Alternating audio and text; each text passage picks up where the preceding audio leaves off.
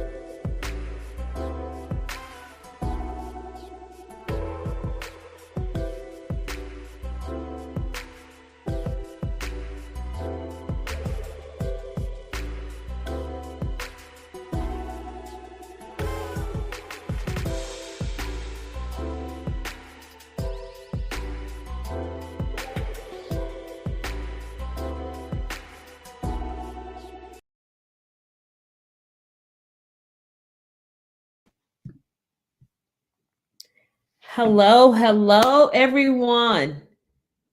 Welcome. Welcome to Wellness Work Wednesday. I am your host, Q, for today. Our lovely owner, Kenitra, is actually on vacation. So she is doing a week of wellness work, relaxing, letting down her hair. So we're super proud of her for choosing to take care of herself so she can continue to show up in this space.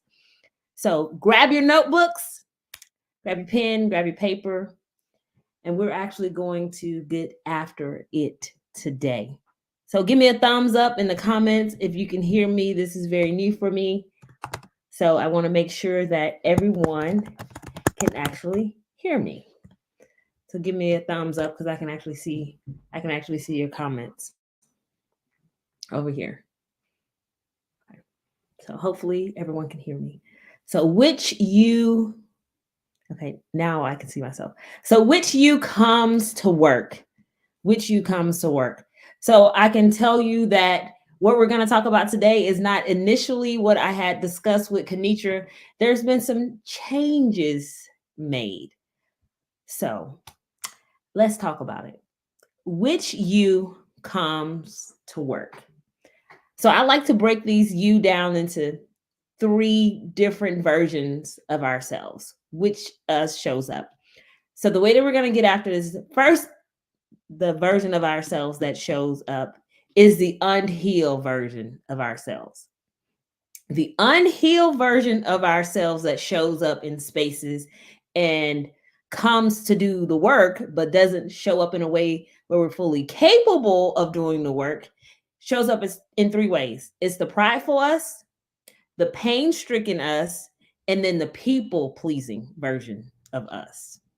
So I know that's heavy.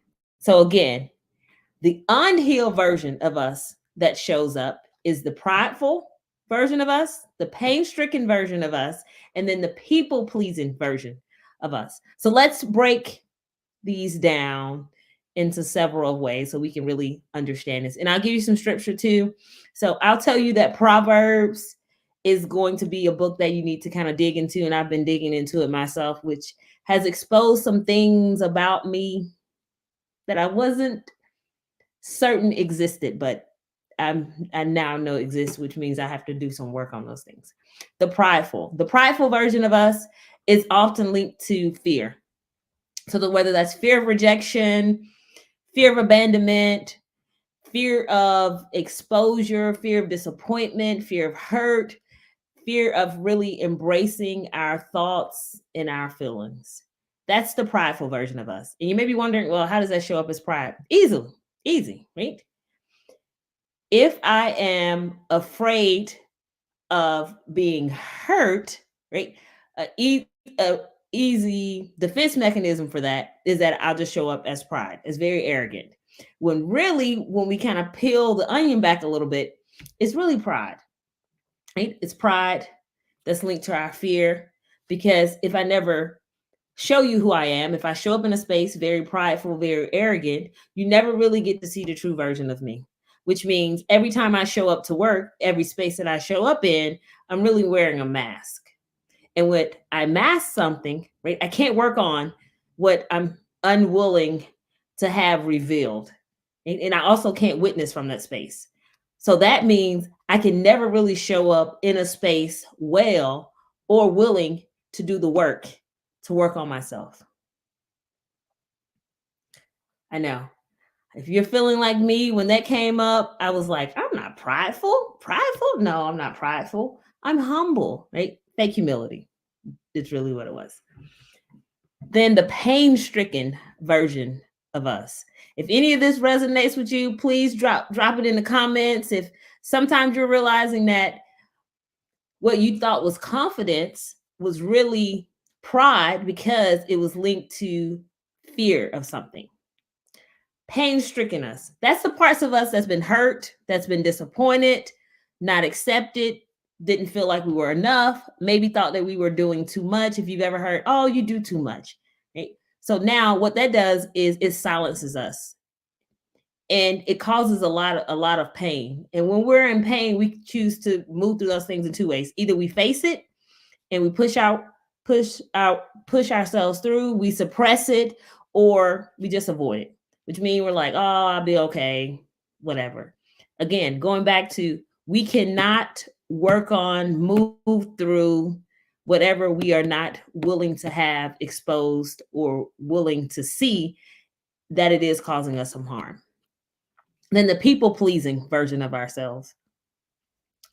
People pleasing. I like to call myself a recovering people pleaser, because somewhere along the way we learn that our happiness, our joy is sometimes linked to that of others.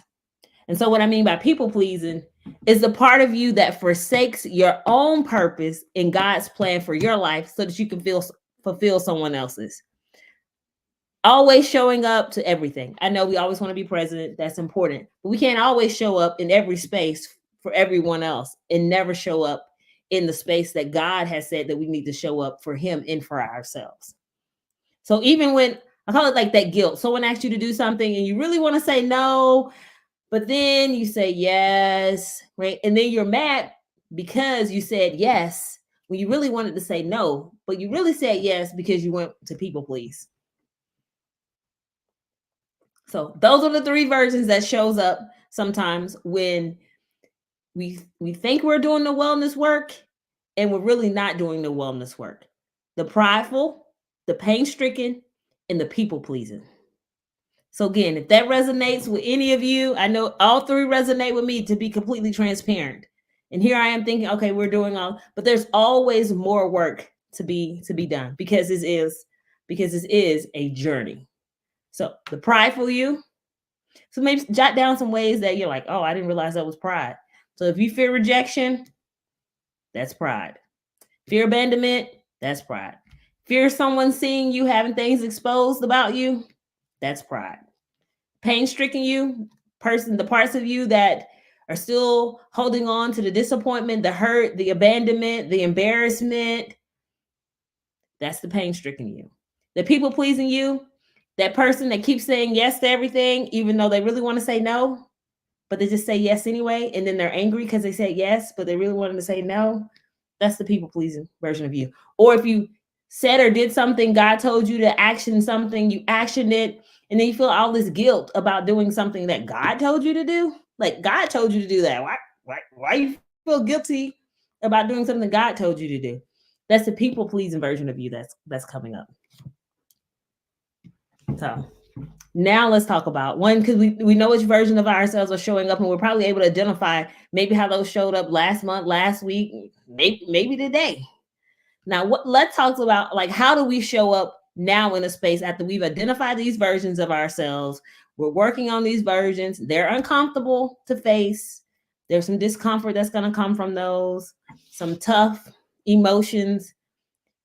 Let's kind of say now what makes us relatable and helps us to move through those versions of ourselves so we can show up well. Call it the 3 Ps, right? In case you didn't pick up on the first part, those were also 3 Ps, and these are the 3 Ps. Preparation, pressure, and prayer. Preparation, understanding the how and why we've shown up in particular spaces. Again, right? We show up in different spaces because of things that's happening in our lives, past experiences, and we show up in different spaces because of what's currently happening. We all go through different seasons in our life. I think a great example is the weather right now. As you can see, I have on a sweatshirt. Yesterday, the weather was nice. It felt like spring. Today, it felt like fall. So in the matter of 24 hours, it feels like a total different season. That's exactly how life works. There's different seasons that happen in our lives at very different points in our lives. So preparation, identifying and understanding the why and how we show up in particular spaces. Taking time. Time is so important. It's oftentimes something that we avoid, is taking time, right? Sitting down, sitting in silence. Take time to grieve and to heal. Sometimes we think we've grieved through something, and then something comes up and it triggers us, and we go back to that prideful, pain-stricken version of ourselves, people-pleasing version of ourselves. That means that we haven't actually healed through it. That we probably touched on it a little bit, right? We looked at it, we danced around it, we were friendly with it, but we haven't done the difficult wellness that it takes to actually grieve and heal and get to the other side of that. And preparation is also sitting on someone's couch, right? Actually, of course, I'm a therapist, so I always encourage everyone to go to therapy. I know the difficulties of going to therapy and finding someone's couch to sit on that you can be vulnerable with and disclose those unhealthy versions of yourself.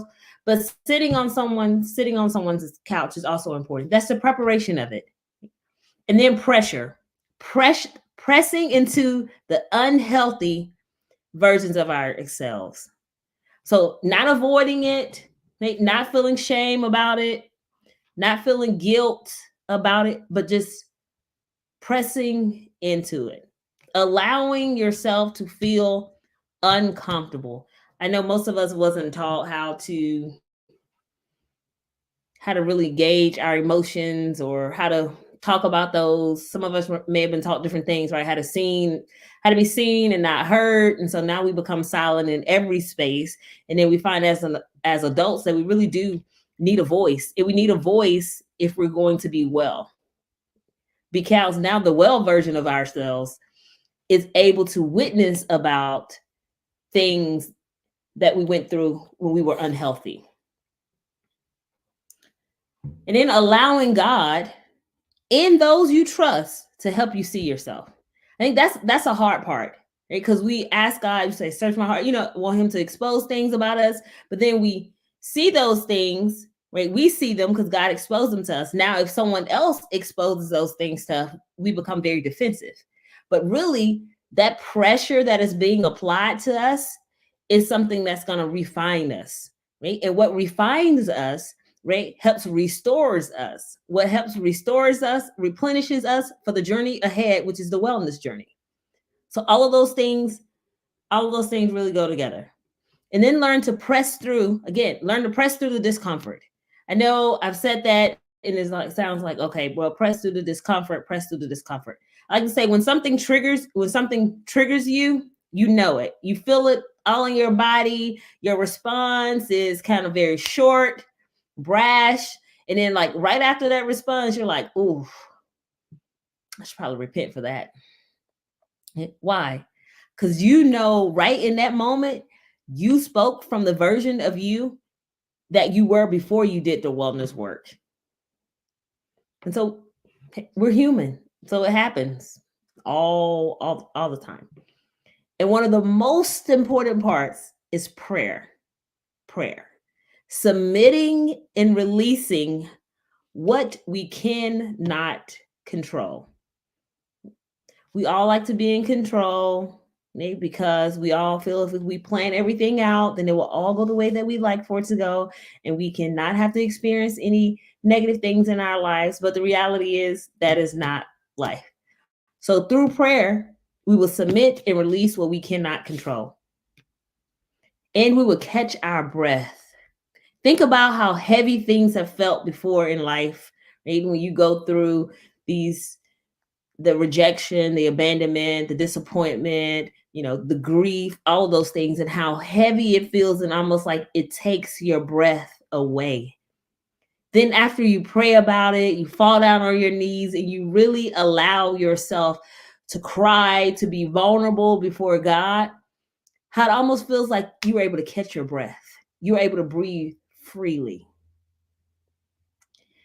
To just kind of give a little background to when we cannot breathe. So if you have a panic attack, right, you can't catch your breath. You can't slow things down. And when you can't slow things down, you can't really hear. You don't hear anyone around you. Like all of your senses are kind of off because of your breath.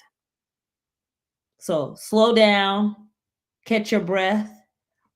Right? But one of the ways to catch your breath so you can breathe freely is to release to God all the things that you cannot control, and releasing those things through prayer.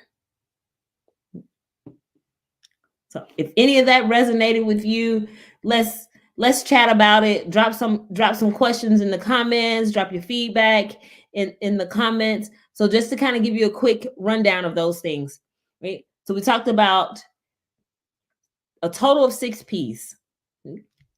3 being the ones that show up when we are unhealed, right? Not truly doing the wellness work, kind of dancing around it. The prideful, the pain-stricken, and the people-pleasing. Then how do we move through those versions of ourselves so that we can not only dance around wellness, but truly go through the wellness journey, truly do the wellness work? Preparation, pressure, and prayer. So I hope that some of that has resonated with you as we continue to do the hard things, which is doing the wellness work. This is not an easy journey, right? No one taught us how to do this, right? And I'm grateful for this space, right? Qwanquita has created this phenomenal space that role models to us how to do the hard things, right? So that we can heal. And we can become whole. And now we can witness from a place of being well and not just witness, right? Attempt to witness from a place of not being whole. So thank you for joining us today for your Wellness Wednesday. I hope some of this has resonated with you. I hope that you're able to take these points, go to your journal about these things, dig into the word. I'm telling you, dig into Proverbs. I've been digging into Proverbs, which has shined a light on various things in my life. And I hope that we'll continue to take this journey together. Be blessed and continue to do the hard things that helps us to show up in the space for who God has determined that we should show up as. Thank you so much. Have a blessed day.